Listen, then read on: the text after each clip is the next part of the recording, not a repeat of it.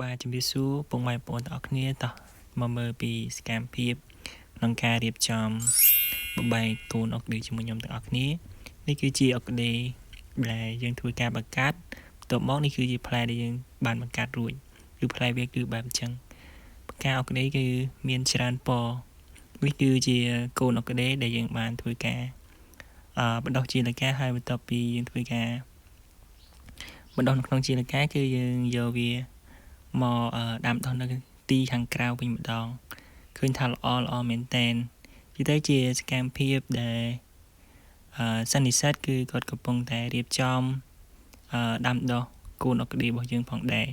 នេះគឺជាអុកឌីហើយយើងក្នុងការដាំដុះនេះដែរគឺយើងប្រើជាស្កេដូងដែលយើងធ្វើការច្រាំតមកគឺយើងធ្វើយ៉ាងណាគឺសង្កត់វាមកល្មមហើយយើងធ្វើការដាក់កូនអុកឌីយើងនៅក្នុងនៅក្នុងជ័រនឹងនេះគឺជាផ្កាអុកឌីគឺល្អមែនទែននេះជាពូជដែលយើងយកចូលមកពីទីផ្សារហើយកូននេះគឺជាកូនយើងធ្វើការបង្កាត់ដោយខ្លួនឯងដែលចេញពី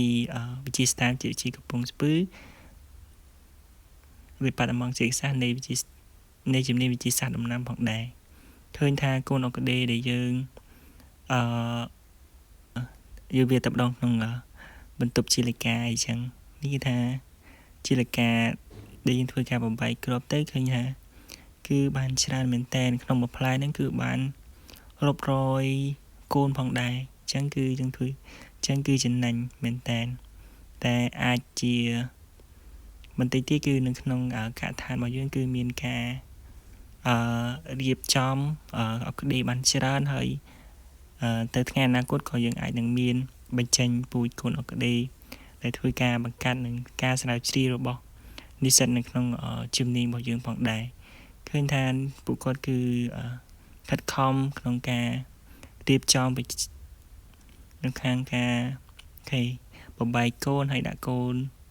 ទៅលើថង់ជ័រអីចឹងបាទនេះគឺជាកូនអុកឌីដែលយើងធ្វើការបំបែករួចគឺយើងយកវាដាក់នៅក្នុងធ្នើរដើម្បីរៀបចំទៅតាមឲ្យវាមានរបៀបងាយទៅងាយស្រួលថាយើងងាយស្រួលក្នុងការថែទាំហើយនឹងមើលថែវាផងដែរនេះយើងដាក់វាចឹងមកបាទពុកម៉ែបងប្អូននេះយើងទៅប្រៀបវាជាជួរគ្នាចឹងទៅកុំឲ្យទាខ្ពស់ងាយស្រួលក្នុងការស្រោចទឹកផងដែរវ៉ាវអុកឌីយើងគឺពិតជាល្អ